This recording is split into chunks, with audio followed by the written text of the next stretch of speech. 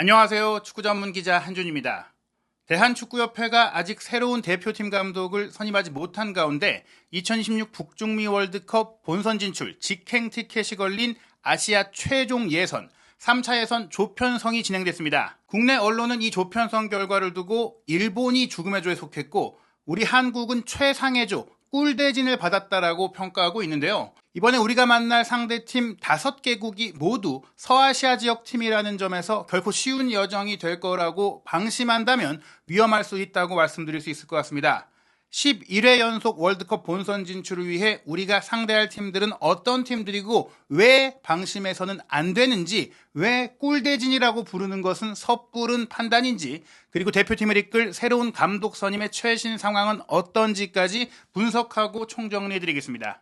말레이시아 쿠알라룸푸르에 위치한 AFC 본부에서 2026 북중미 월드컵 아시아 3차 예선 조 추첨이 있었는데요. 총 18개 팀이 6개 팀씩 3개 조 A, B, C조로 나뉘어서 홈 앤드 어웨이 풀리그를 치른 이후에 상위 1, 2위 팀이 본선에 직행하고 이어지는 3, 4위 팀이 4차 예선을 통해 또 다른 2장의 티켓을 확보하고 그리고 마지막으로 여기서 떨어진 플레이오프 진출팀이 대륙간 플레이오프에 나서는 형태로 아시아 예선이 진행이 되는데요. 이번 북중미 월드컵은 미국, 캐나다, 멕시코에서 사상 처음으로 3개국 공동 개최 대회로 48개국으로 본선 진출팀이 확대되면서 더 많은 아시아 팀들이 본선에 참가할 수 있게 된 대회입니다. 그렇기 때문에 우리 대표팀이 월드컵 본선에 가는 건 어렵지 않을 것이라고 생각을 했지만 최근 아시아 팀들이 이 기회를 발판 삼아서 막대한 투자를 하고 있고 지금까지 얕봤던 팀들조차도 큰 투자와 성과의 결실을 맺으면서 지난 1월에 있었던 카타르 아시안컵에서 직접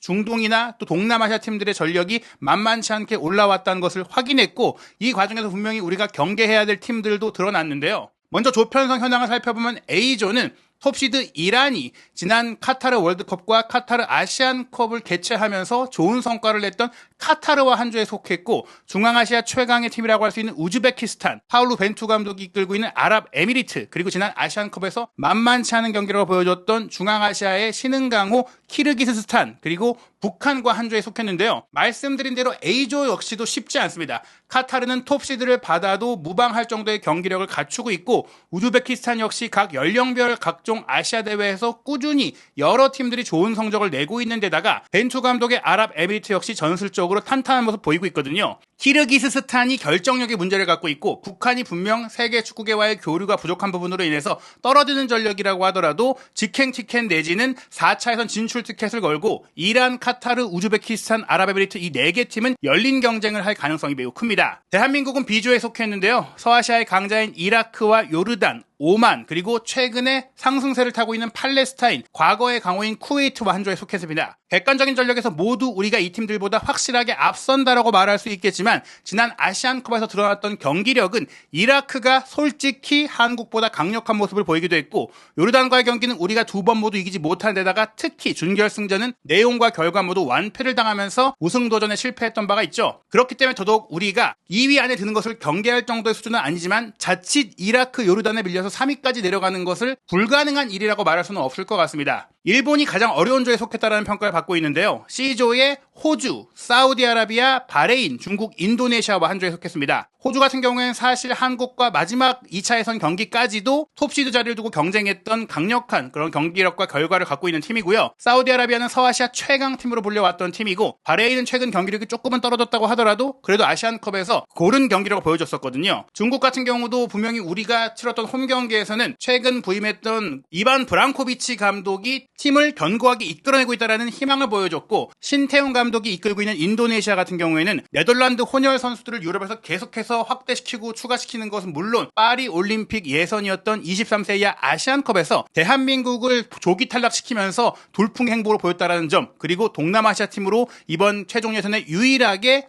진출을 했다는 점에 있어서도 결코 만만히 볼 수 없는 팀이라고 할 수 있겠죠. 다시 한번 아시아 예선전의 진행 방식을 소개해드리면 18개 팀이 3개조로 나뉘어 총 10경기를 치르게 됩니다. 그리고 이 결과를 통해 1, 2위 팀이 본선에 오르게 되고 3, 4위 팀이 4차 예선 아시아 플레이오프로 진행을 하게 되고요. 아시아 플레이오프는 이 3개조의 3, 4위 팀 6개 팀이 3개 팀씩 2개조로 나뉘어서 서로 싱글 라운드 로빈 한 차례씩 경기를 치른 이후에 각조 1위 팀이 본선에 직행하게 되고 각조 2위 팀끼리 플레이오프를 치른 다음에 여기서 승리한 팀이 북중미, 아프리카, 남미, 오세아니아 대륙에서 플레이오프 진출권을 얻은 팀과 그 시점의 피파 랭킹을 기준으로 시드 배정을 받아서 준결승, 결승, 대진표를 이룬 다음에 최종 승자가 본선 진출 티켓을 추가적으로 확보하는 형태로 진행이 됩니다. 이 조편성에 대해서 지금 많은 국내 언론들이 실시간으로 공식 발표 속보를 전했는데 꿀대진 한국이다. 한국 축구가 북한과 호주를 피했다. 사령탑이 공석이지만 한국이 3차 예선에서 비교적 수월한 조편성을 받았다. 최상의 조다. 뭐 이런 반응들이 나오고 있어요. 우리가 이제 최상 꿀조라는 얘기까지 나올 정도로 이 팀들을 만만히 볼 수 있겠느냐. 분명 사우디나 호주를 피했던 부분들, 또 원정이 부담스럽고 정신적인 부분이 강한 북한이라든지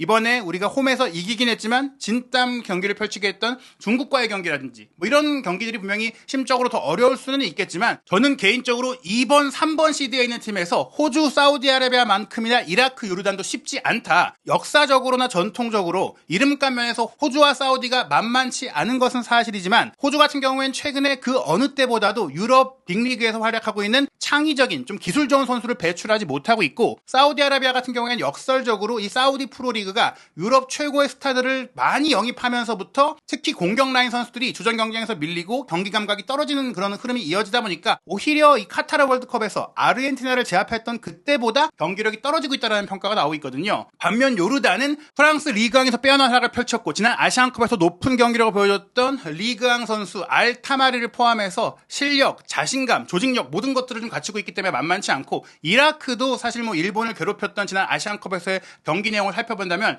결코 방심할 수 없다. 그리고 오만 같은 경우도 지난 2022 카타르 월드컵 아시아 예선에서 최종 예선 단계에서 매운맛을 보여줬던 팀이고 팔레스타인은 전쟁으로 인한 많은 어려움들이 있던 나라지만 그걸 극복하는 과정에서 피파의 적극적인 인프라 지원과 훈련시설 지원과 경기장 건설 지원 등으로 이변을 일으킬 수 있는 힐마를 만들고 있는 팀이거든요. 쿠웨이트 같은 경우도 신차적으로 우리에게 열세인 인도네시아라든지 분명히 세계 수준과 거리가 있는 북한과 비교했을 때는 더 나은 상태다라고 말하기가 어렵다라는 점, 특히 우리가 서아시아 원정이 물론 유럽파들이 유럽에서 서아시아로 바로 올 때는 아시아에 온다거나 호주에 오는 것보다는 거리상으로 주는 피로감이 적을 수 있지만 한국에 와서 경기를 하고 다시 서아시아로 가서 경기를 하는 상황은 역시차 발생과 더불어 피로감이 더욱더 크게 누적될 수가 있기 때문에 분명히 우리가 서아시아 원정을 5번이나 치러야 하고 또 서아시아의 만만치 않은 최근의 상승세를 생각한다면 비조를 꿀조라고 말한다는 것은 조금 비조에 대한 존중심, 다른 팀들에 대한 존중심이 좀 없는 상황이라고 볼 수 있겠습니다. 게다가 일정상으로도 우리가 초반 일정, 특히 전반부 일정에 원정 경기가 몰려있다는 점이 우려되는 부분인데요. 우선 오는 9월 5일에 팔레스타인을 상대로 우리가 홈 경기로 3차 예선, 최종 예선 일정을 시작하지만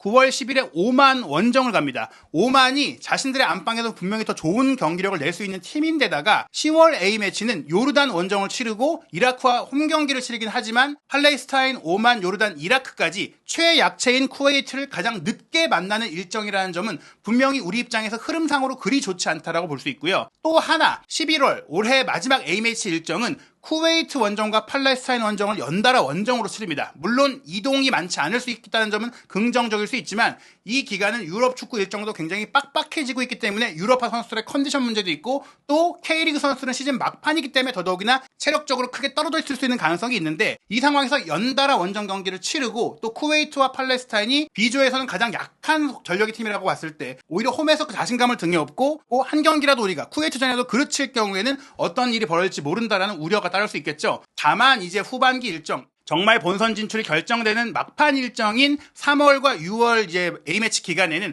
우리가 오만 요르단을 3월에 연달아 홈에서 상대하고 또 6월에 최종 일정인 쿠웨이트와의 경기도 홈에서 치른다는 점에서 전반기에 조금 흔들렸다고 하더라도 2025년에 있을 4경기를 모두 승리로 거둬올 이라크 원정만 빼면 최소한 3승을 안방에서 충분히 챙길 수 있는 대진이라는 점에 있어서는 다행이지만 전반기에 많이 흔들린다면 정말 그 흔들림이 어떤 여파를 낳을지 어떤 심적 압박감을 낳을지 모른다고 얘기 드릴 수 있습니다. 물론 그럼에도 불구하고 우리의 객관적인 전력이나 선수들의 퀄리티가 좋기 때문에 또 말씀드린 대로 유럽파들이 유럽 원정을 먼저 치를 때는 오히려 한국에 오는 것보다는 이동거리나 시차로 인한 체력적인 부담이나 여독이 적기 때문에 나은 점도 있지만 반대로 K리그 선수들의 컨디션은 서아시아 원정에서 장담할 수 없다라고 볼 수 있겠습니다. 한 팀씩 살펴봐도 우선 이라크 같은 경우에는 저희가 이전에 최종 예선에서 최고의 조, 최악의 조의 시나리오를 짤 때 오히려 이제 호주를 만나는 것보다 이라크를 만나는 게 더 어렵다고 말씀드린 것은 우선 이라크가 당장 지난 아시안컵에서 좋은 경기력을 낸 것도 있지만 현재 이라크를 이끌고 있는 헤수스 카사스 감독이 한국 대표팀 감독 후보로 오르면서 대한축구협회와의 미팅에서 아주 디테일한 프리젠테이션을 통해서 높은 평가를 받았다고 하잖아요. 그 디테일한 프리젠테이션의 근거는 한국 대표팀과 한국 선수들의 특성을 매우 잘 분석한 결과이고 만약 헤수스 카사스 감독이 그대로 이라크에 남는다면 그 프리젠테이션 자료는 한국팀을 상대할 자료이자 대비 자료로서 매우 큰 활약을 할 수 있다는 점에 있어서 우리가 경계해야 할 부분이 있고요. A매치 역대 전적에서 23전 9승 12무 2패로 크게 앞서지만 우리가 지난 2007년 오래전이긴 하더라도 아시안컵 준결승에서 고전 끝에 승부차기로 패배하며 탈락했던 경험이 있고 또 이번 카타르 아시안컵을 앞두고 아랍에미리트에서 치렀던 올 초 이제 친선 경기 같은 경우도 양팀 모두 힘을 조금 빼고 했다고 하더라도 우리가 1대0으로 아슬아슬하게 이겼던 경기가 있고 2017년에 있었던 여름 친선 경기 당시도 0대0 무승부 2021년에 카타르 월드컵 최종 예선 지난 월드컵 최종 예선에서도 우리가 이라크와 한 조에 속했었는데 오히려 중립경기장이라고 할 수 있는 카타르에 가서 3대0으로 이겼지만 안방에서 0대0으로 비기면서 고전했던 기억이 있어요. 이런 점들은 분명히 우리가 이라크를 결코 쉽게 봐서는 안 되고 그때 이라크보다 지금의 이라크가 전술적으로나 팀적으로나 인프라적으로나 훨씬 더 좋아졌다는 점을 분명히 경계해야 된다고 볼 수 있겠습니다. 요르단 같은 경우에 설명할 필요가 없죠. 역대 7번의 대결에서 3승 3무 1패로 전적상 크게 앞서지만 최근 두 경기 결과가 무승부와 패배, 지난 카타르 아시안컵 조별리그 당시에 2대2로 비겼고 4강에서는 0대2의 완패를 당했었는데 물론 아무타 감독이 아내의 건강 문제로 이번 최종 예선을 앞두고 갑작스럽게 사임하는 상황이 발생했지만 요르단이 그 아무타 감독을 대신할 더 좋은 감독을 찾고 있는 상황이고 또 아시안컵에서 활약했던 선수들이 그대로 남아있다는 점에 있어서 경기를 대하는 자신감, 오히려 이 자신감이나 심리적인 부분은 우리 선수들에게 또 역으로 부정적으로 작용할 수 있다는 점도 생각한다면 특히나 요르단 원정 같은 경우 우리가 좀 경계해야 될 필요가 있다고 생각할 수 있겠습니다. 오만 같은 경우에는 우리가 역대 전적 5전 4승 1패인데 물론 이 1패 같은 경우에 2003년으로 20년이나 전의 일이에요. 아시안컵 예선전 당시 우리가 오만 원정 가서 졌던 경기가 있는데 이때 경기를 굳이 끄집어낼 필요는 없겠지만 오만 같은 경우 지난 2012 카타르 월드컵 최종 예선 첫 경기에서 일본 원정을 1대0으로 이겼고요. 그 다음에 사우디와의 2차전에서 지긴 했지만 0대1로 아슬아슬하게 졌습니다. 그때 사우디는 에르베 르나르 감독이 이끌면서 근 10년간 사우디 최고의 경기력을 내던 그 사우디라는 점에 있어서 오만이 이 사우디와 접전을 벌인 것은 분명히 주목할 만한 부분이고요. 물론 호주 원정에서 1대3의 완패를 당하긴 했지만 박항서 감독이 이끌면서 돌풍을 일으키던 베트남과의 홈경기 3대1로 이겼고 중국 원정 가서 1대1로 비겼습니다. 그러다가 일본과의 홈경기 0대1로 패배했는데 이 경기 같은 경우에는 결정력이 아쉬운 측면들이 있었고 사우디 원정 가서도 0대1의 석패였어요. 그리고 호주와의 홈경기는 2대2 무승부를 거둬냈고 예선 일정 마지막이었던 베트남 원정 1대0 승리, 중국전 2대0 승리 등으로 오만이 분명히 큰 희망과 잠재력을 남겼던 게 지난 카타르 월드컵 아시아 예선이었거든요. 이 흐름은 지금까지도 이어지고 있는데요. 지난 아시안컵에서도 오만은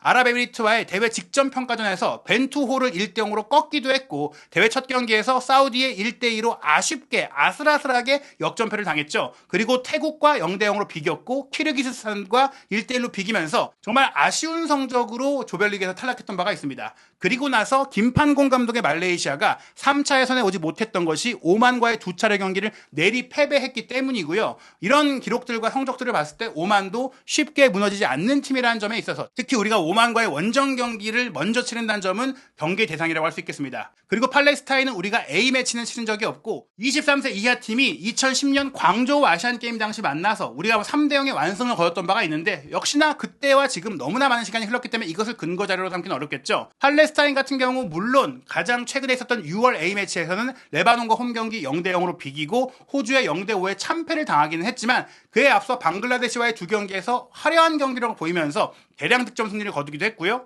또 지난 아시안컵 같은 경우에는 조별리그에서 홍콩전 3대0 승리, 그리고 벤투 감독의 아랍에미리트와 1대1 무승부를 끌어내면서 16강까지 올라갔고, 16강에서도 개최국 카타르와 접전을 벌이다가 1대2로 아쉽게 패했다는 점. 비록 이란을 상대로 1대4의 완패를 당하면서 힘의 격차를 늘어내긴 했지만 대회를 앞둔 우즈베키스탄, 사우디 같은 강팀들과의 평가전에서 0대1 석패 내지 0대0 무승부를 끌어냈다는 점은 팔레스타인도 마찬가지로 더 강한 팀, 확실하게 선수비 후역습을 할 때는 분명히 뭔가 결과를 낼 수 있는 본인들만의 루트를 갖고 있다는 겁니다. 무엇보다 말씀드린 이 피파가 어려움을 겪고 전쟁의 상처를 극복해내고 있는 팔레스타인에 막대한 투자를 해주고 있기 때문에 이런 투자들 속에서 팔레스타인이 점차, 특히 팔레스타인 선수들은 우리보다 훨씬 더 많은 시간을 대표팀이 전지훈련 형태로 더 많은 호흡을 맞출 수 있기 때문에 그런 점에서 우리가 분명히 이변의 희생양이 되지 말라는 법이 없다라고 볼 수 있겠습니다. 그리고 쿠웨이트 같은 경우에는 사실 역대전적으로 보면 우리가 24전 12승 4무 8패, 무려 8번이나 졌고요.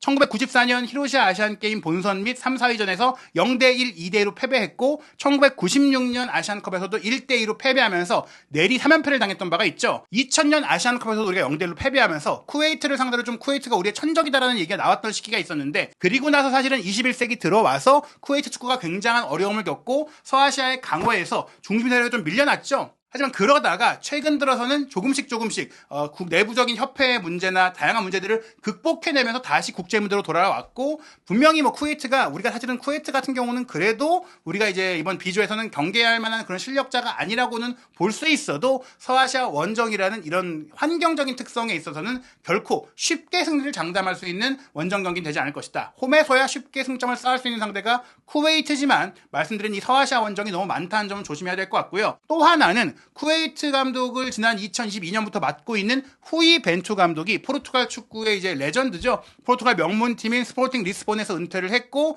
포르투갈 연령별 대표팀과 올림픽 대표팀, 성인 대표팀까지 겪은 이후에는 감독으로, 지도자로 보아비스타 같은 포르투갈의 유명한 팀도 맡았지만 포르투갈의 17세, 18세, 19세, 20세 연령별 대표팀을 굉장히 긴 시간 이끌었습니다. 그리고 2014년에는 방콕 유나이티드를 이끌면서 동남아시아, 또 아시아 축구 무대를 경험을 했었는데, 이런 경험들이 혼재되어서 젊은 선수들의 잠재력을 끌어올리고 특히 이제 어린 선수들을 잘 뭉치게 만들어서 결과를 냈던 경험이 많은 감독이라는 점에 있어서 쿠웨이트 역시 좋은 감독, 경험 있는 감독과 함께 한다는 점에서 결코 우리가 방심해서는 안 된다, 쉽게 봐서 안 된다고 할 수 있겠습니다. 무엇보다 3차 예선을 앞두고 감독이 결정되지 않은 그 비조의 유일한 나라가 대한민국이에요. 뉴시스 같은 경우에는 조추첨이 열린 날 축구협회 관계자와의 통화를 통해서 대한축구협회 전력강화위원들의 합의를 통해 가장 점수가 높은 후보로 직접 면접, 협상할 감독을 추리고 있으며 면접 대상자가 거의 다 줄여졌다. 감독 선임은 다음 주를 목표로 하고 있다. 물론 변수는 있지만 빠르면 7월 첫째 주, 다음 주에 감독 선임을 발표할 수 있으며,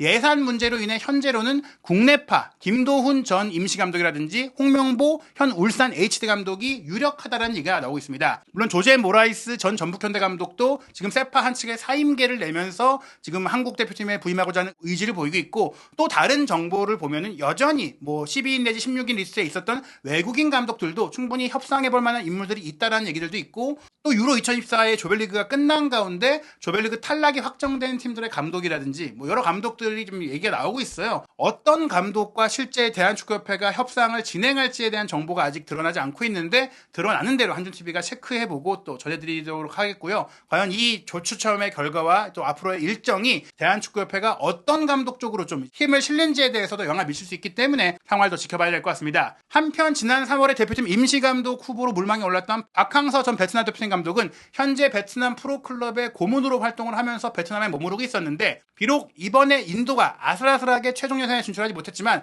최근에 가파른 국가적인 경제적인 또 축구적인 성장세를 타고 있다 보니까 그 다음을 노린 장기적인 발전을 위해서 새로운 감독을 찾고 있는데, 박항서 감독 쪽에 접촉을 했고 제안을 했다고 해요. 박항서 감독이 인도의 제안을 평가하고 있고 고려하고 있다고 하는데, 이 얘기는 박항서 감독과 한국 대표팀의 연결고리는 없는 것이고, 또 다른 한국인 지도자가 또 아시아에서 기회를 얻고 또 어떤 역사를 만들어 나갈지에 대해서도 주목할 만한 얘기가 나오고 있다고 볼 수 있겠습니다. 과연 대한축구협회 한국 대표팀의 감독으로 누구를 결정하게 될지, 어떤 감독과 이 쉽지 않은 서아시아 5개 팀과의 대결 속에 11회 연속 본선 진출의 미션을 이제 달성하기 위한 여정에 닻을 올리게 될지 한준TV 구독, 좋아요, 알림 설정을 통해 확인하시기 바랍니다.